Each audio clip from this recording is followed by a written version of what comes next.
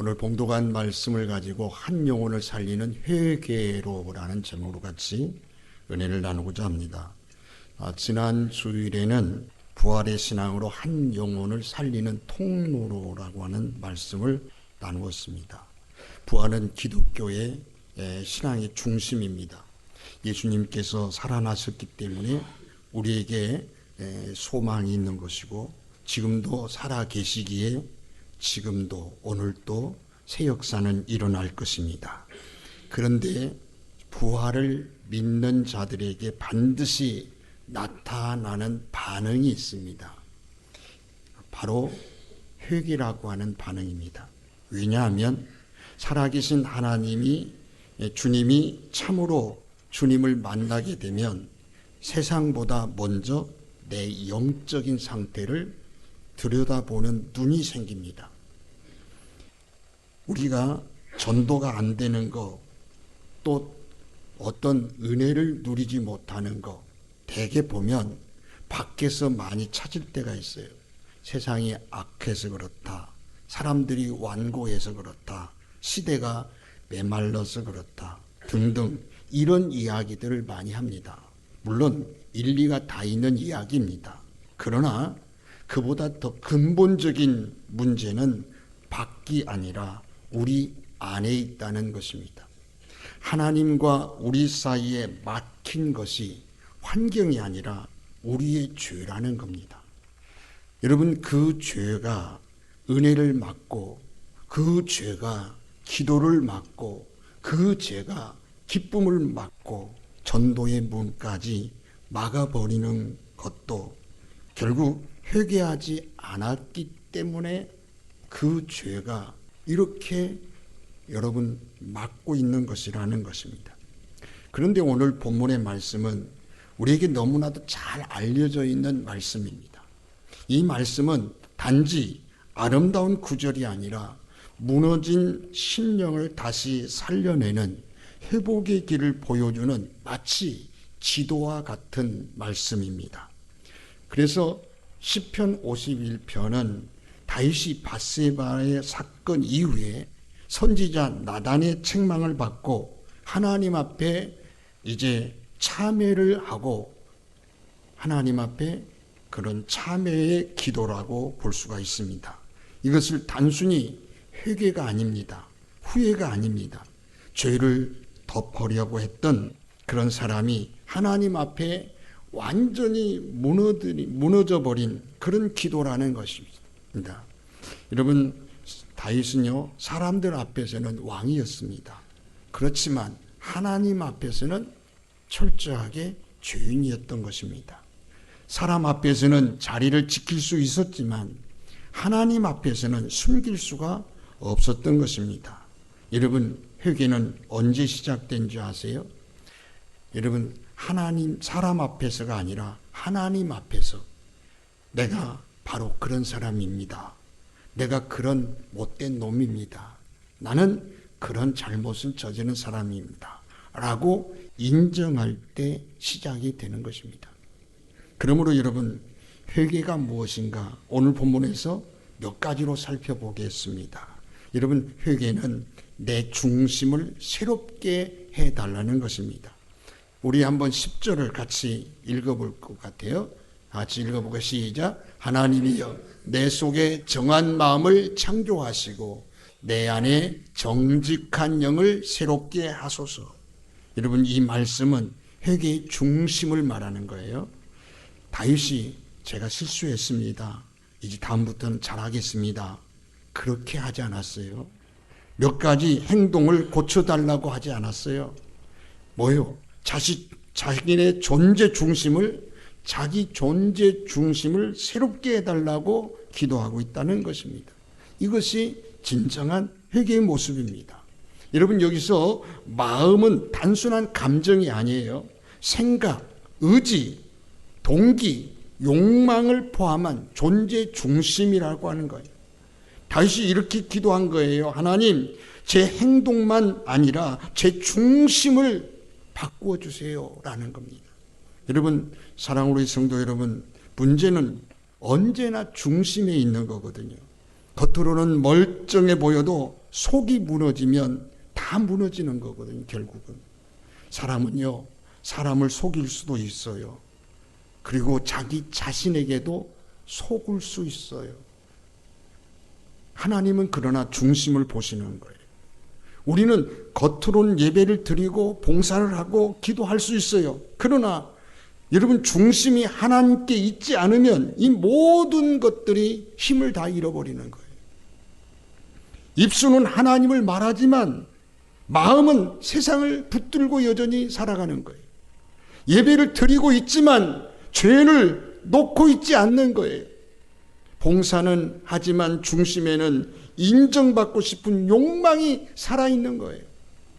기도는 하지만 실제로 자기 뜻을 이루려고 하고 있다는 얘기입니다. 여러분, 회개는 이런 혼합된 마음 하나님 앞에 내려놓는 거예요.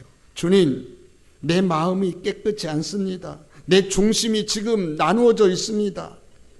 이렇게 고백하는 그런 것이 회개의 시작이라고 볼 수가 있는 거예요.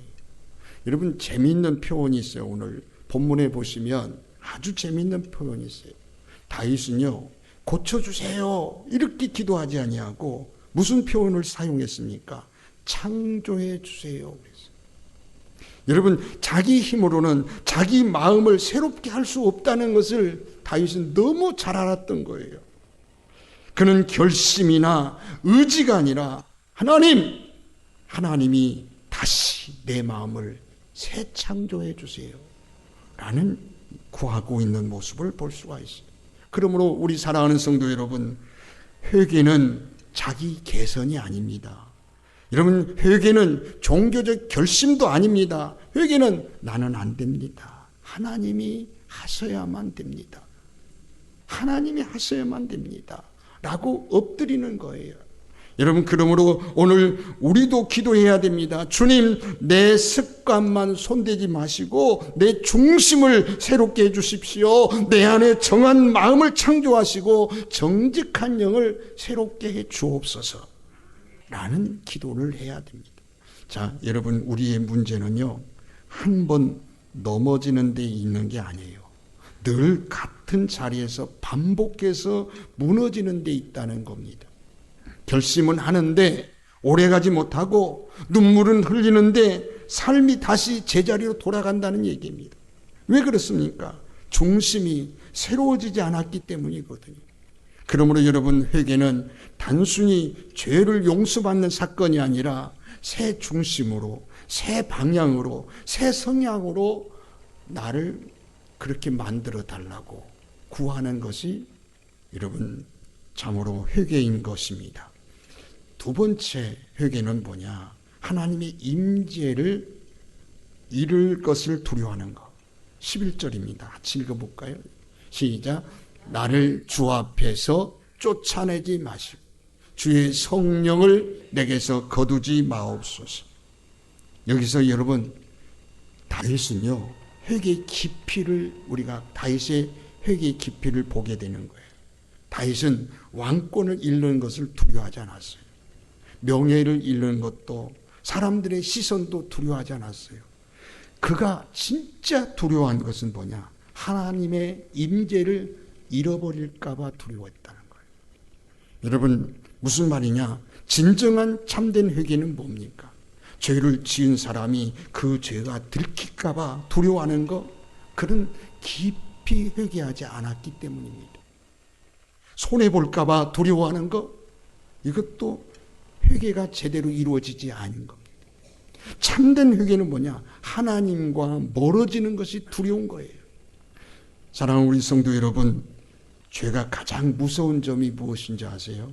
하나님과의 관계를 흐리게 만든다는 거예요. 죄는요, 자 보세요. 죄는 기도를 메마르게 하잖아요.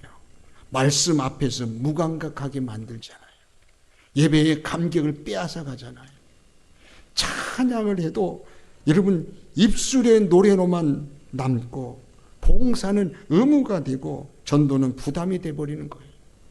그러므로 여러분, 죄가 절대 죄를 가볍게 여겨서는 안 됩니다. 죄는 하나님과의 친밀함을 깨트려버리는 독과 같아요. 뭐가 같다고요? 독이에요, 독. 여러분, 참으로 다윗은요 절박한 기도를 합니다.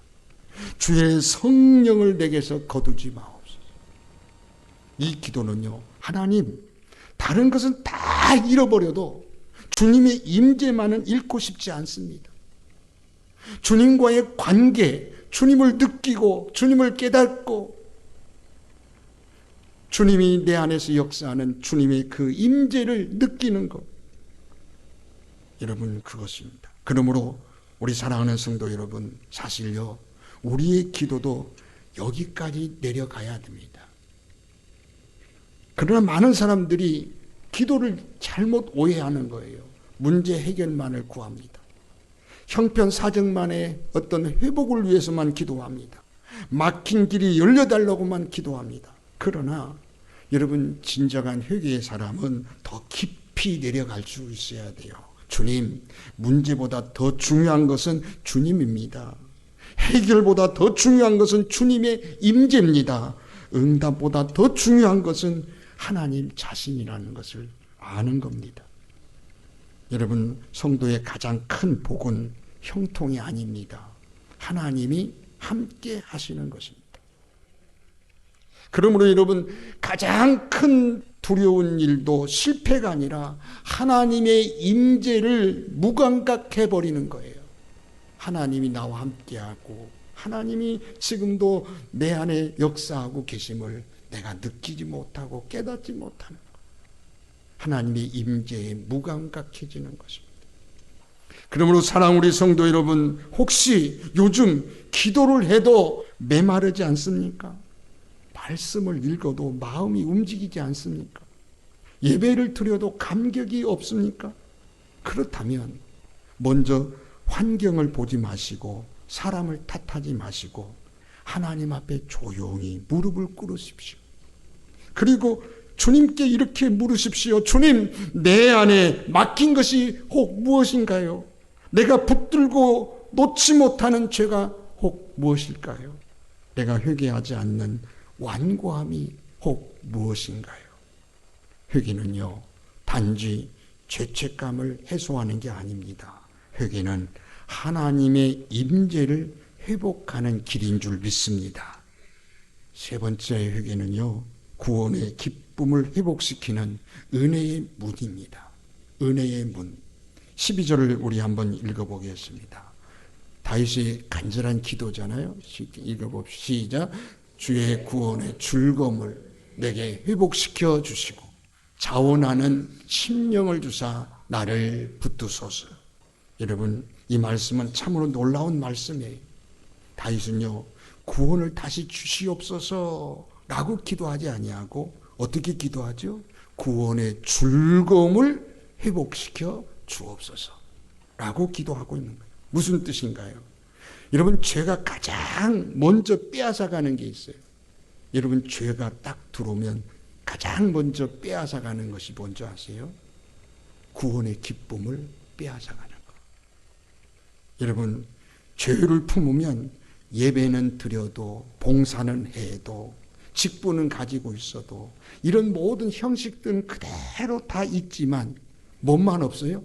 기쁨은 다 사라지는 거예요. 감격이 식어지는 거예요. 복음에 무뎌지는 거예요.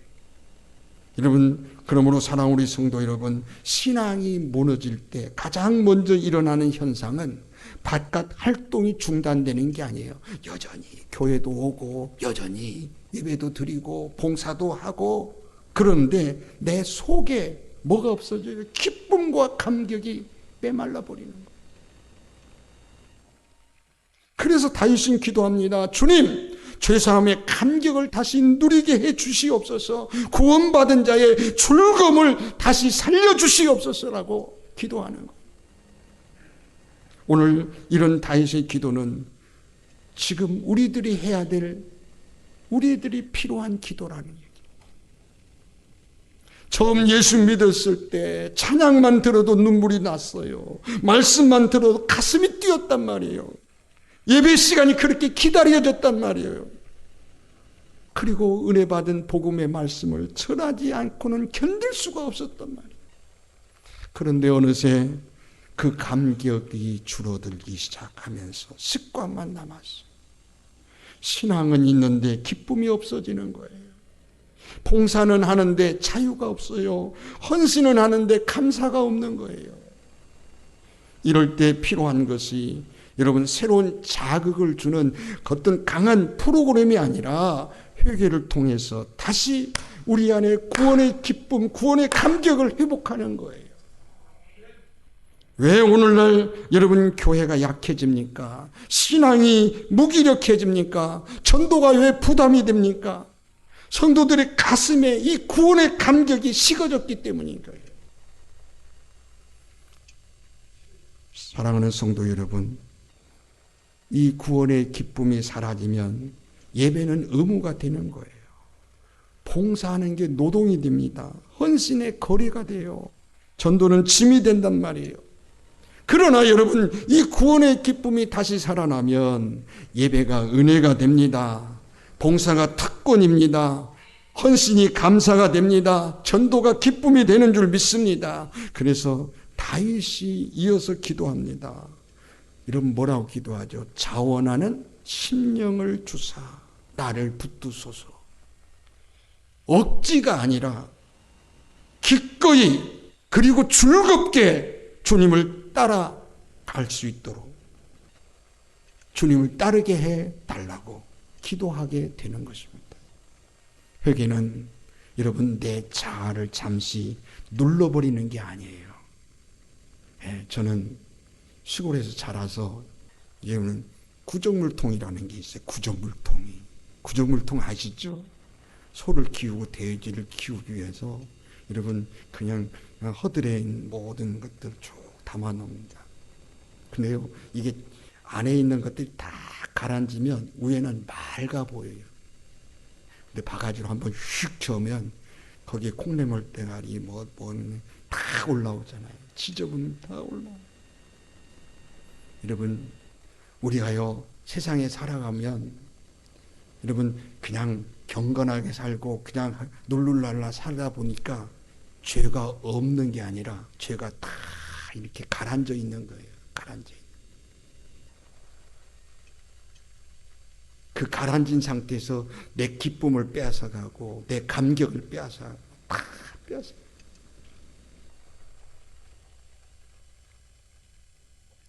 여러분 회개는 내 자아를 잠시 눌러놓은 게 아닙니다. 오히려 억지 신앙을 자원하는 신앙으로 형식적인 신앙을 살아있는 신앙으로 바꾸는 그런 것이 회개의 역사입니다. 그러므로 여러분 우리는 이렇게 기도해야 됩니다. 주님 구원의 기쁨을 회복시켜 주옵소서. 억지로 예배드리지 아니하고 억지로 봉사하지 아니하고 구원의 감격으로 자원하는 심령을 부어 주시옵소서. 이렇게 기도해야 돼요. 이렇게 전심으로 기도하는 사람이 주어지는 축복이 있어요. 그 주어지는 축복과 삶이 뭐냐? 사명으로 이어지는 거예요. 다른 사람의 영혼을 살릴 수 있는 여유가 생기는 거죠. 그래서 시편 51편 12절로 끝나지 않아요. 여러분 12절로 끝나지 않냐고 13절의 고백이 이루어지는 겁니다.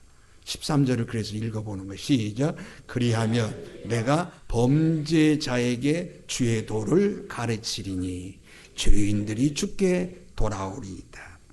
이 무슨 말이냐면 아주 중요한 말씀이에요. 회개는 나 하나로 울고 끝나는 게 아니다. 나 하나로 끝나는 일이 아니다라는 거예요. 여러분 회개는 결국 사명으로 이어지게 된다. 왜 그렇습니까?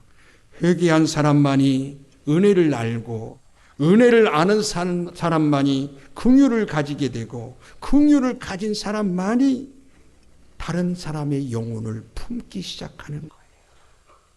여러분 회개하지 않는 사람은 쉽게 많은 사람들을 판단하고 정죄하고 비난합니다. 그러나 진정으로 회개한 사람은 은혜를 압니다. 나도 은혜 아니면 살 수 없는 사람임을 압니다. 나도 용서받지 않으면 소망이 없는 사람임을 압니다. 바로 이런 고백이 있는 사람은요, 영혼을 함부로 대하지 않습니다. 우월감이 아니라 긍휼로 복음을 전하게 되고 그 영혼을 품고 그에게 복음을 전하게 되는 겁니다.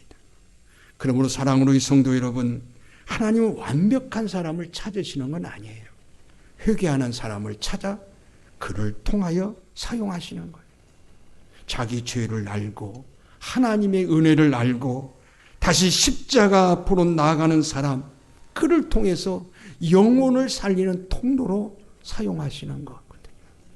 지난 주일 우리는 부활의 신앙으로 한 영혼을 살리는 통로라는 제목을 나누었습니다. 그렇다면 오늘 우리에게 분명히 알아야 되는 게 있습니다. 부활의 증인으로 쓰임받는 사람은 반드시 회개의 사람이 되어야 되는 것입니다.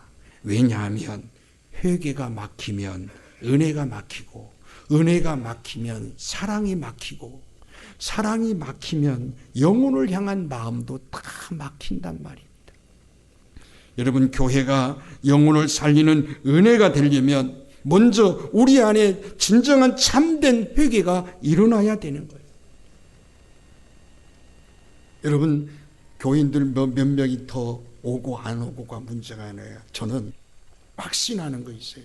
여기 있는 앉아있는 여러분만 회개하고, 아멘도 안 하지만요, 회개하고, 회개하라는 말을 보면 제일 기분 나빠요. 은혜가 없을 때는 기분 나쁘고, 은혜가 되면 기분이 좋은 거고요. 회개하라고 하는 게 이게 답이잖아요. 정답이잖아요.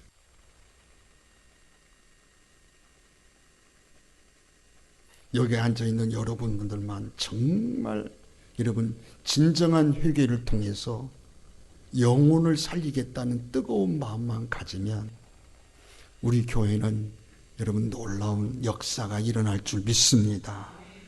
교회가 영혼을 살리는 통로가 되려면 먼저 우리 안에 진정한 회개가 일어나야 되고, 내가 먼저 하나님 앞에 무너져야 다른 사람의 영혼을 품을 수가 있는 거고, 내가 먼저 용서받는 은혜로 울어야 다른 사람을 정죄하지 아니하고 다른 사람의 영혼을 붙들고 울 수가 있는 거.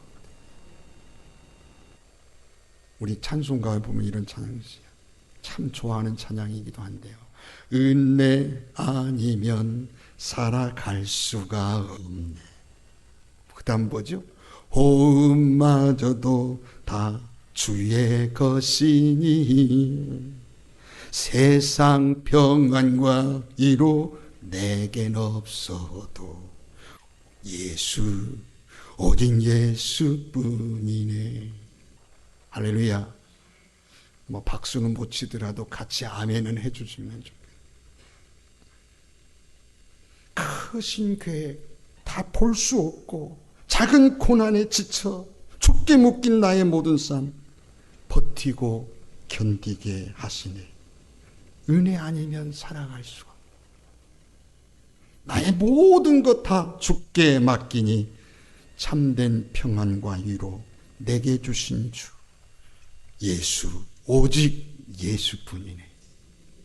할렐루야. 사랑하는 우리 성도 여러분, 전도의 문은 기술로 열려지지 않습니다. 회개로 여는 거예요. 교회 부흥의 문도 여러분 어떤 프로그램으로 열리지 않습니다. 회개로 열리는 거예요. 구원의 문은 하나님 앞에 찢어지는 심령으로 나아갈 때 확 열려지기 시작하는 거예요. 오늘 말씀을 붙들고 우리는 이렇게 기도합시다. 주님, 내 안에 정한 마음을 창조하여 주옵소서. 주님의 임재를 잃지 않게 하여 주시옵소서. 구원의 기쁨을 회복시켜 주시옵소서. 그리고 나를 다시 영혼을 살리는 통로가 되어지도록 써주시옵소서. 우리 사랑하는 성도 여러분, 회개는요 신앙의 출발뿐 아니라 회복의 문, 부흥의 문을 확 여는 것입니다. 그러므로 우리는 중심이 새로워져야 됩니다. 주님의 임재를 회복해야 됩니다. 구원의 기쁨을 되찾아야 됩니다. 그래야 한 영혼을 살리는 통로가 될 수가 있는 것입니다. 지금 밖의 문제만 바라보고 살지 않았습니까? 그래서 내가 이렇게 살아가는 거 다 세상을 탓하고 사람들을 탓하고 환경을 탓하면서도 진짜 여러분 내 영혼의 상태는 외면하지 않았느냐 하는 거예요. 오늘 우리는 다윗처럼 하나님 앞에 서십시오. 그리고 고백하십시오. 주님, 제가 바로 그런 사람입니다. 내 중심을 새롭게 해 주시옵소서. 주의 임재를 거두지 마옵소서. 구원의 기쁨을 회복시켜 주시옵소서.